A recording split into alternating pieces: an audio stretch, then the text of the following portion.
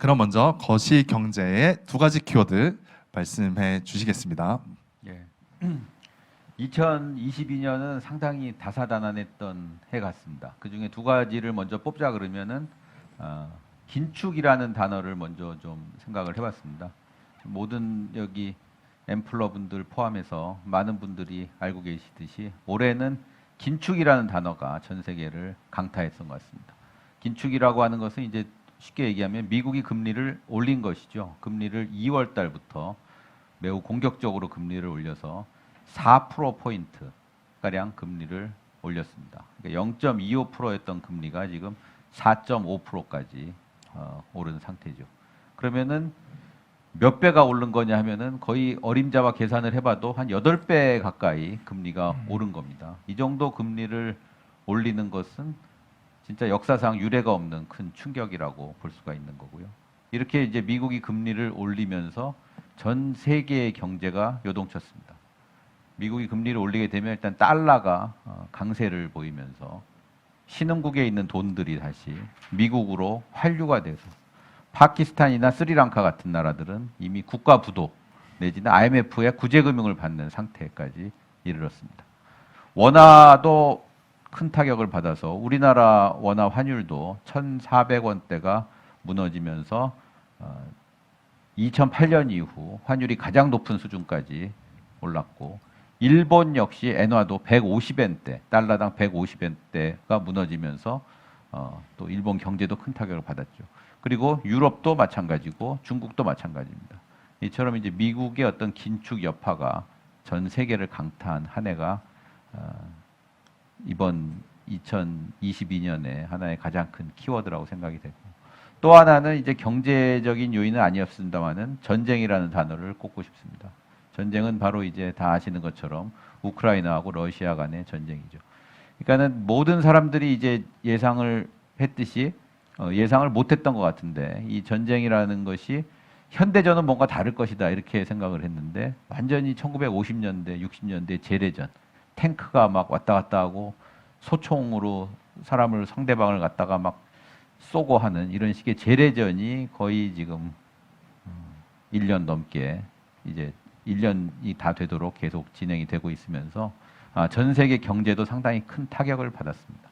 가장 크게는 이제 우크라이나 곡물을 비롯해서 원자재, 가스, 원유 이런 것들의 가격이 급등을 했고 여기에 따라서 이제 많은 나라들이 큰 타격을 받았습니다. 이 우크라이나 전쟁은 아직 언제 끝날지 모르기 때문에 언제든지 잠재적인 불확실성으로 남아 있어서 사람들의 어떤 경제 심리도 짓누르고 있습니다.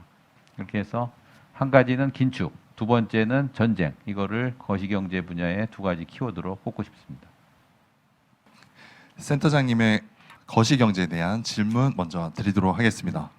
그러면 내년에 모든 경제 전문가들이 다 경제가 너무 안 좋을 거다라고 하는데 그래도 저희가 좀 신경 써야 될 경제 변수들은 무엇이 있는지 한번 말씀해 주시면 좋을 것 같습니다. 그러니까 요즘 뭐 많은 투자자분들도 그렇고 경제에 관심이 있는 분들은 한국만 관심이 있는 게 아니고 글로벌 경제에 관심이 많으시더라고요. 왜냐하면 또 글로벌 경제의 변화가 우리 경제에 영향을 미치기도 하고 또 뭐 서학개미 이래 가지고 또 해외 투자하시는 분들도 많이 있고 또 뭐 주식뿐만 아니라 채권도 투자하고 뭐 ETF 각종 파생 상품에 투자하시는 분들 워낙 그 분들이 많아서 글로벌 경제에 굉장히 관심이 많으실 텐데 저는 굉장히 좀 심플하게 한번 얘기를 해보고 싶어요. 뭐냐면은 일단은 미국이 돈을 많이 풀었잖아요. 돈을 많이 풀었다가 지금 돈을 걷어들이는 거 아닙니까? 미국이 돈을 풀면 이 돈이 미국에 있는 게 아닙니다. 이 돈이 전 세계 각지에 돌아다니는 거예요. 나라 막 세계 각국이 미국하고 무역을 해가지고 그 돈을 갖다 자기네들 외환보유고로 다 쌓아놓고 있고 자기네들 어느 나라에 이걸 다 쟁여놓고 있어요. 이 돈을 이제 미국이 땡기기 시작하면은 어떤 일이 벌어지냐면 미국은 금리를 올라가지고 경기가 어려워지는 반면에 유동성이 미국으로 몰려가죠. 달러가 미국으로 가기 때문에 미국은 또 경기가 어려워지는 것을 유동성이 이제 달러가 미국으로 회귀를 하면서 그걸 어느 정도 상쇄를 하는 측면이 있죠. 근데 이제 다른 나라들은 미국을 따라서 금리를 많이 올렸지 않습니까? 금리를 많이 올려가지고 경기가 어려운 데다가 이제 이 돈이 또 빠져나가는 이중고를 겪게 되는 것들이 이제 이 가장 큰 세계 경제의 가장 큰 흐름이고 미국은 내년에 경기 침체가 온다고 하지만은 상당히 그 충격은 다른 나라보다 작을 수밖에 없다. 일단 미국은 이제 그런 돈의 흐름을 봐야 될 것 같고 다른 나라들은 다 아킬레스건이 하나씩 있습니다. 중국 같은 경우는 아까 우리 그 저기 PD님 말씀하신 것처럼 그 코로나의 문제. 그 코로나의 문제는 결국 시진핑 정권의 문제죠. 그러니까 시진핑 정권이 중국 사람들을 갖다가 어느 정도, 그러니까 시진핑의 대관식을 위해서 코로나를 억눌러 왔던 것을 이제 풀어야만 되는 상황이기 때문에 그것이 이제 풀면서 나타나는 현상들이 어디로 불똥이 튈지 아직 모릅니다. 그러니까 시진핑에 대한 정치적인 불안정, 지금 뭐 여러 가지 시위가 나오고 있지만 정치적인 불안정으로 경제가 그 더 타격을 받을지 아니면은 그다음에 이제 이 코로나를 풀면서 위드 코로나로 인해 가지고 사람들의 어떤 소비가 늘어나면서 경제를 붐업시키는 효과가 더 클지 어떤 그 두 가지의 밸런스를 맞춰가면서 경제가 이제 영향을 받을 걸로 생각이 되고 유럽은 또 러시아와의 관계가 있고요. 러시아하고 우크라이나 전쟁과 유럽의 어떤 문제, 가스 공급이라든가 그다음에 그 러시아와 유럽 그 유럽에서 어떤 교역 문제라든가 이런 것들이 또 관계를 갖고 있기 때문에 거기도 그런 부분들이 아킬레스건이 되는 것이고 우리나라 같은 경우는 이제 무역의 문제죠. 결과적으로 무역이라고 하는 것은 미국이 경제가 어려워지고 중국 경제도 어려워진다 그러면은 거기에 타격을 가장 크게 받는 것은 우리나라이기 때문에 우리나라도 그런 어떤 그 수출이 지금 계속 어려워지고 있는데 그런 어떤 아킬레스건이 있고 그 이렇게 보면은 약간의 어떤 백설공주와 일곱 난장이 막 이런 것처럼 미국이 백설공주라 그러면은 나머지 나라들은 다 일곱 난장이 같은 그런 형국이에요. 그 중에서 어떤 나라들은 그걸 슬기롭게 극복을 해가지고 또 성장 궤도를 달릴 것이고 어떤 나라는 또 꼬꾸라들 것이고 특히 이제 신흥국 같은 경우는 상당히 지금 어려운 위치에 있는 것이고 이런 국면이 어우러져 가면서 내년도는 세계 경제가 이제 전개되지 않을까 이렇게 생각을 하고 있습니다.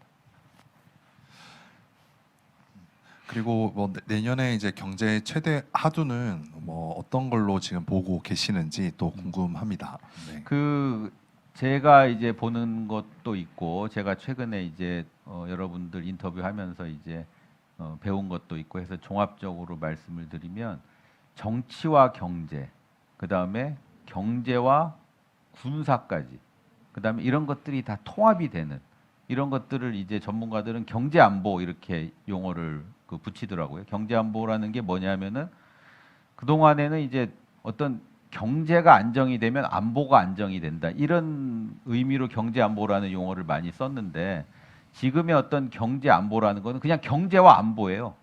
그러니까 우리나라가 지금 예를 들어서 우리나라만 예를 들어서 보면은 우리나라가 경제가 어려워지는 측면도 있지만 우리나라 안보도 어려울 가능성이 있습니다. 지금 북한이 연일 미사일을 발사하고 있고 중국 같은 나라가 대만하고 지금 굉장히 관계가 어렵지 않습니까? 중국이 예를 들어서 대만하고의 어떤 그 우발적인 충돌 사태가 벌어진다 그러면은 북한 쪽에서의 동요가 더 심해질 가능성이 있고 중국이 한국과 북한 간의 그 불안한 관계를 이용할 가능성도 있습니다. 그러니까 이 안보가 사실은 상당히 좀 불안한 거죠. 우리나라도 어떻게 보면 뭐 불안하다고까지 얘기할 수는 없겠지만은 불안해질 요소가 상당히 많이 있는 겁니다. 그래서 경제하고 안보가 지금 상당히 지금 문제가 되고 있죠. 여기서부터 자유로운 나라는 아까 보면은 이제 뭐 미국 같은 나라를 꼽을 수 있겠지만 미국도 중국 간의 관계에서 또 어떤 식의 어떤 안보적인 이슈가 발생할지 모르거든요. 그래서 내년도에는 경제와 안보가 둘 다 문제가 될 것이고 이 두 가지가 각계가 다 문제가 되고 그다음에 안보가 문제가 되면 거기에 따라서 경제가 타격을 받습니다. 우크라이나 전쟁으로 전 세계가 이제 경제적인 어려움을 겪는 거랑 마찬가지로 우리나라도 북핵 문제가 만약에 불거진다, 정면으로 불거진다 그러면 우리나라 환율 같은 것들이 요동을 칠 가능성이 많아요. 우리나라 환율이 요동을 치면 외국인들 투자자가 빠져나가고 외국인 투자자가 빠져나가면 우리나라 주식 시장이라든가 채권 시장이 어려워지고 이렇게 되면 또 우리나라 경제에 타격을 입게 되는 것이고 그다음에 우리나라 경제가 예를 들어서 경제가 어려움을 닥친다 그러면은 당연히 이것 역시도 안보 문제로 연결이 되는 이런 부분이기 때문에 이런 부분들은 우리나라뿐만 아니라 뭐 중국도 마찬가지고 일본도 마찬가지입니다. 일본도 마찬가지고 뭐 유럽도 마찬가지죠. 이런 문제들이 내년도에는 상당히 좀 화두가 되지 않을까 이렇게 생각합니다. 그 지금 한창 그 미국과 중국 간의 공급망 전쟁, 지금 경제 전쟁을 지금 하고 있다라고도 생각이 되는데 내년에는 지금 중국도 지금 코로나에 대한 변수가 있고 미국도 지금 장기간의 지금 인플레이션 때문에 되게 힘들어지는. 근데 두 국가 간의 그럼 전쟁의 양상이 어떻게 띄어지는지, 그러면 그게 우리나라에는 어떤 영향을 미치고 우리는 어떠한 대처를 해야 되는지 좀 궁금하긴 합니다. 일단 두 국가 간에는 이제 경제적으로 일단 서로 간의 이해관계가 상당히 지금 상충되는 측면들이 많이 있지 않습니까? 그러니까 예를 들면은 이런 거죠. 중국이 이제 WTO에 가입을 하게 되면서 2000년대 초반에 미국에 있는 모든 제조업체들을 중국이 다 선점을 하고 있어요. 그러니까 미국의 월마트라는 데가 있는데 일반 서민들이 가장 많이 이용하는 월마트에 가면 그 중에 90% 이상이 중국산입니다. 중국산을 갖다가 미국 사람들이 그만큼 많이 소비를 하고 있는 거죠. 그러니까 미국이 아메리카 퍼스트라고 옛날에 그 트럼프 정부 때 빨간 모자 여러분들 기억하실 거예요. 아마 빨간 모자 트럼프가 아메리카 퍼스트라고 쓰고 있는 그 빨간 모자를 쓰고 다녔는데 그 빨간 모자를 쓰면서 중국을 공격했어요. 그 빨간 모자가 중국산입니다. 네. 이런 식의 어떤 역설적인 상황이 있어요. 중국이 그 저임금을 필두로 해서 제조업체들을 다 미국을 장악을 했기 때문에 이 미국은 이 미국의 제조업체를 살려야 되는 이런 문제가 있고, 그 다음에 또 안보적으로도 중국의 어떤 휴대폰이라든가 이런 어떤 그 전자통신 업종의 그 어떤 도청 문제, 그러니까 이런 것들도 예를 들어서 애플 같은 경우는 우리가 상당히 좀 보안이 확실하다라고 생각이 되는데 화웨이의 핸드폰을 과연 미국이 믿을 수가 있는 것이냐? 그걸 갖다가 또 중국에서 그 데이터들을 모아서 어떤 다른 목적으로 사용할 가능성이 있는 것이 아니냐? 이런 것들에 대해서 상당히 우려를 많이 하고 있기 때문에 미국하고 중국 간에는 상당히 앞으로도 그런 부분에 있어서 컨플릭트가 일어날 가능성이 상당히 많습니다. 그런 측면에서 보면은 그 시진핑은 또 시진핑대로 중국 경제, 중국 사회를 안정시키기 위해서 여러 가지 조치들을 취할 거고, 바이든 대통령도 이제 중간 선거 이후에 이제 내년도 재선을 위해서 또 노력을 할 거기 때문에 정치적으로도 상당히 좀 미국하고 중국 간에는 대립 관계가 형성될 가능성이 높고, 미국하고 중국이 직접적인 전쟁을 한다라고는 생각하기 어렵습니다. 뭐 그거는 결과적으로 이제 3차 세계 대전이니 뭐 지구의 종말이니 이런 것들이 이제 얘기가 되기 때문에, 그렇지만 대만 문제를 놓고는 상당히 대립할 가능성은 많이 있습니다. 군사적으로. 그러니까는 중국이 이제 대만의 어떤 흡수 통일이라고 하는 것들을 시진핑 정부의 최대 업적으로 지금 삼으려고 하는 것들이 지금 노골적으로 드러나고 있지 않습니까? 이런 과정에서 뭐 중국이 대만을 전쟁을 일으켜서 그걸 갖다가 침략을 하진 않겠지만은 대만 인근 해협에서의 어떤 군사적인 긴장감, 여기에 대한 미국의 조치, 이런 것들로 인해서 어떤 직접적인 군사적인 긴장감은 아마 대만을 중심으로 일어날 가능성이 상당히 높다 이렇게 보고 있습니다.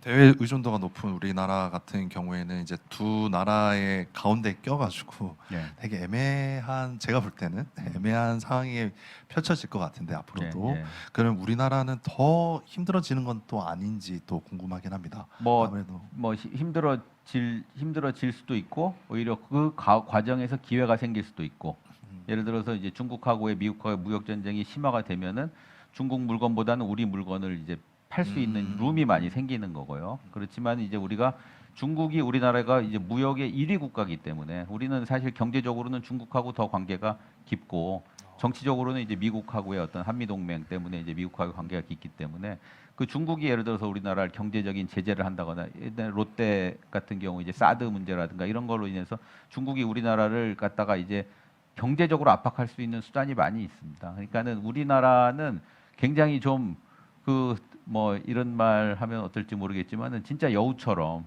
이렇게 중간에 있는 이 여우처럼 아주 그 스마트한 이런 전략을 쓰지 않으면은 그냥 이렇게 양쪽에서 그냥 완전히 고래 싸움에 새우등 터지는 신세가 될 수가 있고, 또 아주 여우처럼 잘 그 틈새를 이용해서 잘 전략을 세우면은 그걸 발전의 계기로 삼을 수도 있고, 두 가지가 다 공존하는 그런 것들이 상당히 상당히 우리나라의 어떤 외교하고 경제 이런 것들을 시험하는 한 해가 되지 않을까, 그렇게 생각이 됩니다. 2023년 같은 경우에는. 네, 알겠습니다.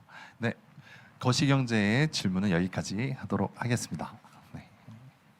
예, 올해 주식시장